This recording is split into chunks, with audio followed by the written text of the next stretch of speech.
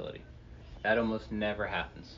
Like I said, we're talking about people who have. I've had people who have repeatedly burglarized and robbed people, and they're still like, release him to a parent. Okay, with Christian, yeah, they're definitely gonna release him to you guys. Okay, now what's gonna happen down the line, and this could take a couple hours. That's what it's gonna take. It's not like he's going in behind jail cells or anything. He's gonna be by a desk by the officer, or place that he's gonna go is where they do the fingerprinting, and because that's part of the jail, and keep it closed off. But then he'll be right out after that. And the questioning is just going to be like, if it happens, will be like personal information, Yes, not like questioning. So he's after he's detained, which right now, since he's like I'm saying he has to stay here, I can't interview him again without a judge. Like juveniles are much more difficult to speak to. I can't just read him his rights. I would have to have a judge here to explain him his rights. Okay, so we're done with the interviewing process. Okay, so if he goes, like I said, it's a couple hours. What'll happen is the courts will contact you with the contact information that we have on file, which I think is accurate. 281-870-2897 for mom. That's my business number, so I'm clearly not there. So. Okay, well, 713-5035-4950 for Dad's cell number. And then your phone number, 832-483-9156. Okay, so she'll have that. Harris County courts will contact you guys eventually. I can't tell you when, but they will with court information. And with him, obviously, it's y'all's right, however you want to deal with this, like guilty, not guilty, whatever. But with juveniles, what they typically do if they are going to be part of a court program is that they'll put them in some sort of program. You know, some sort of, maybe they'll ask for counseling, maybe the last thing you want juveniles to do is be part of the prison process. Like I said, they leave that for the hardest of the hard, you know, and that's not, Christian's a very nice kid. He's been very open about everything and sorry and upset. So that is the process right now. He cannot leave. We're calling the DA. Now, if the DA says, no, I'm not going to take criminal charges, I don't think it's warranted, then he can go with y'all, and that's the end of our case. Okay, but I don't think that, me personally, like, they take these threats kind of seriously. Okay, they don't like to just push him to the side because, I mean, just look at the world around you, you know, they just don't take it lightly. So, and with all the intents that Christian had, even though they weren't obviously serious, it just, you know, they have to take it seriously. Because they're on the other end, they're just getting our phone call and saying, hey, this is what we know. Okay? So, do you have any questions for me?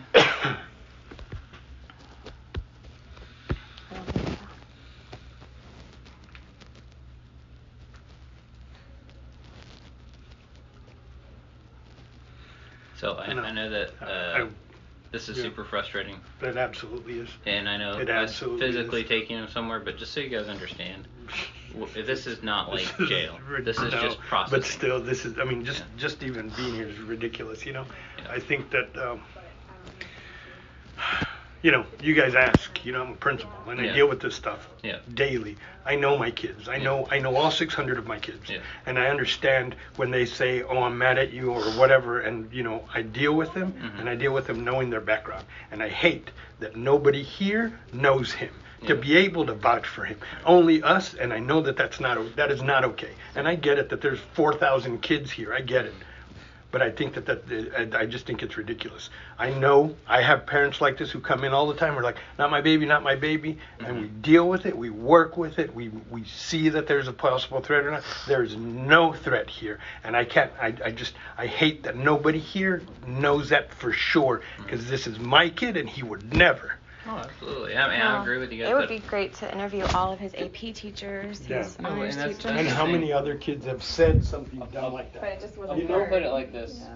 I mean, for one, it was a substitute teacher, right? Yeah. Like somebody who doesn't know him personally. Absolutely. Number two, you know, teachers, as you know, I mean, you're in daycare too, so you understand this, but they're mandatory reporters by the state, right? So, like, if there's something like this, like they, you know, most teachers would pit having to report this then against their own jobs, you know, absolutely. And so I understand that and I'm not vouching for the school, you know, I understand how frustrating. I have kids ranging from very young to teenagers, so I completely understand how frustrating this can be, but we're, you know, unfortunately there's a checklist for these sort of things, and that's what we're doing, honestly, we're doing the checklist, and it is. I kind of would like the checklist to be something that we could get to prior to you taking him away from us. Yeah, and but the thing is, one thing you need to understand is that you guys, you know, I can tell you guys are very attentive parents, and if they do take the charge, you guys are welcome to hang out in the lobby.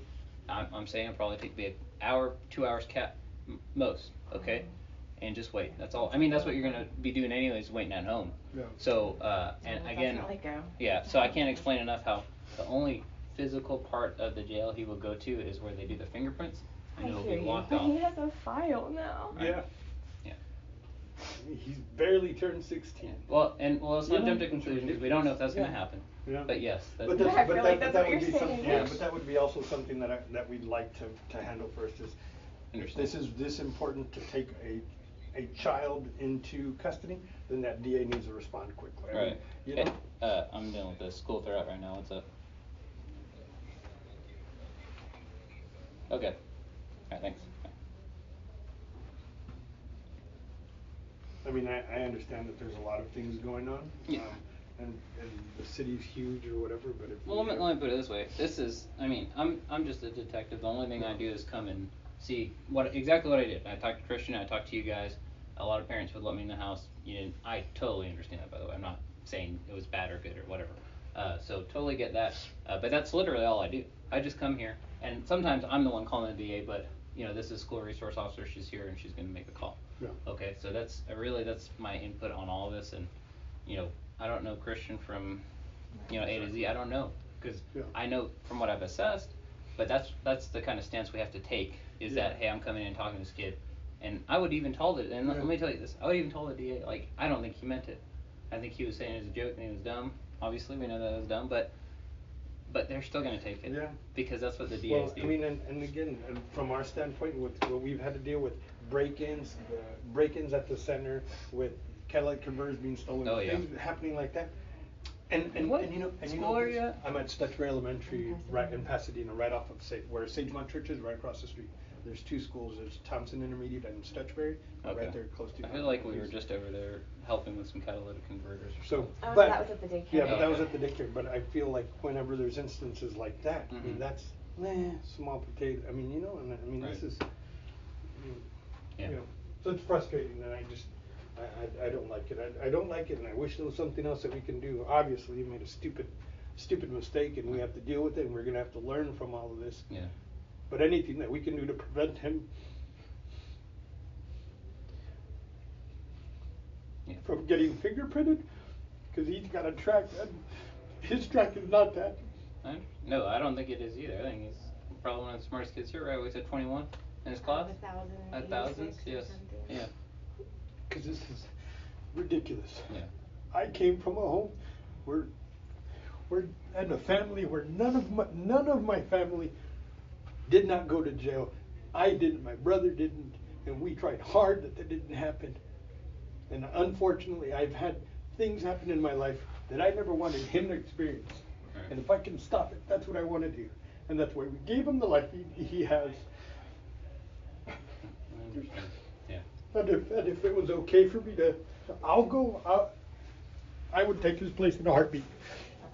This is stupid. This is completely stupid. And he made a stupid mistake, and he will never do it again. Yeah. But I know you've got a job to do. I'm just saying I hate that it's that way because he's a good damn kid. Yes, sir. And 16 years of his life for something silly, a comment. And I get the climate, but it's a stupid comment. There is no threat. Where again we see, again in all of our schools. I'm just rambling, but there's kids who fight here. There's kids who do all that stuff here, and he's the one we're gonna look at. Right. It's ridiculous. It's ridiculous. And he made a stupid comment, and he's gonna get it. I'm gonna contact the officer to see where she's at. Miss Edwards, can you take a phone call? You work for Deer Park PD, right? Yes. Yes. This is all Deer Park, the school resource officer, me.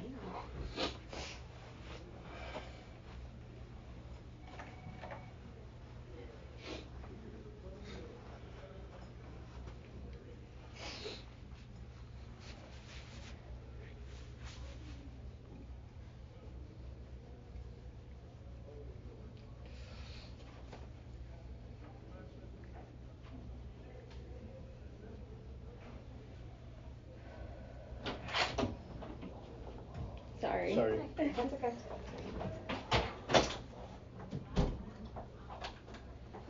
I'm gonna hang out here, guys. Okay, y'all can close the door if you want to, but I'm just gonna wait. We're just waiting. Like I said, right now we're just waiting on Officer Taylor. I'll take the okay.